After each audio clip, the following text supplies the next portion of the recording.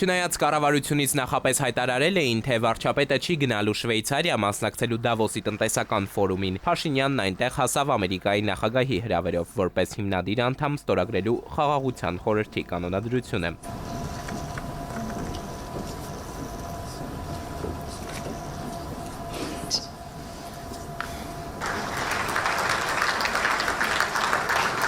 Տեղեկություններ տարածվեցին, թե այս խորհրդում մանդատ ունենալն այնքան էլ էժան չէ, անդամակցության գինը $1 միլիարդ,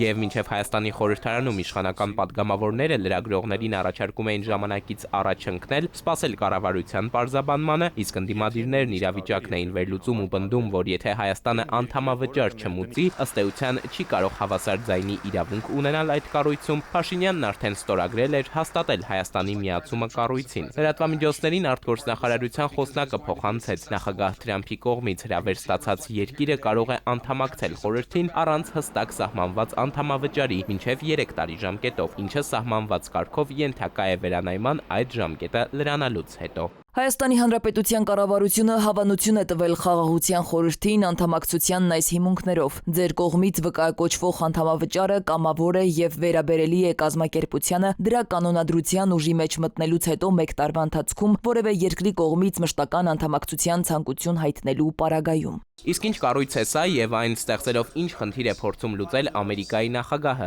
Այս նոր հարթակում խորհրդի անդամ պետությունները քննարկման են առնելու նախ Գազայի խաղաղության հարցը, սակայն փորձագետների համոզմամբ հետագայում խաղաղության խորհրդի օրակարգ կգան նաեւ աշխարհում այս պահին ընթացող մյուս հակամարտությունները նույնպես։ Թրամփը փոխում է աշխարհակարգը եւ կարծես թե նա փորձում է Երակենտրոն աշխարհակարգ ԱՄՆ, Ռուսաստան, Չինաստան 3 հզոր ուժային միջուկային տերությունների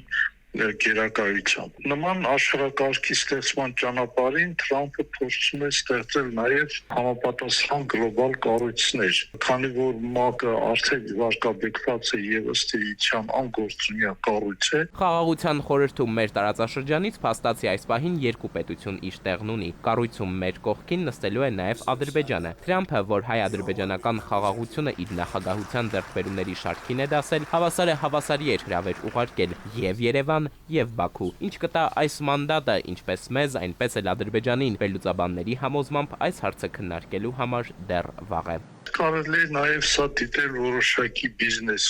ծրագիր, որովհետև եթե այդ խորհրդում անդամությունը տարեկան $1 միլիարդ է եւ պատկերացրեք, ասենք մի 60-70 պետություն անդամագրվեն, դա լինում է ավելի մեծ բյուջե, քան ասենք օրինակ ՄԱԿ-ի բյուջեն է։ Կառույցին անդամակցելու առաջարկի դեպ ունեն նաև Ռուսաստանն ու Չինաստանը, նրանցից պատասխան դեռ չկա, իսկ եվրոպական երկրներ հասած ողջույնները ոգևորված արձագանքներ հետ չեն ստացել, ինչն ըստ մասնագետների ընդհանրապես պատահական չէ։ Էդուարդ Պողոսյան, ժամը լրատվական։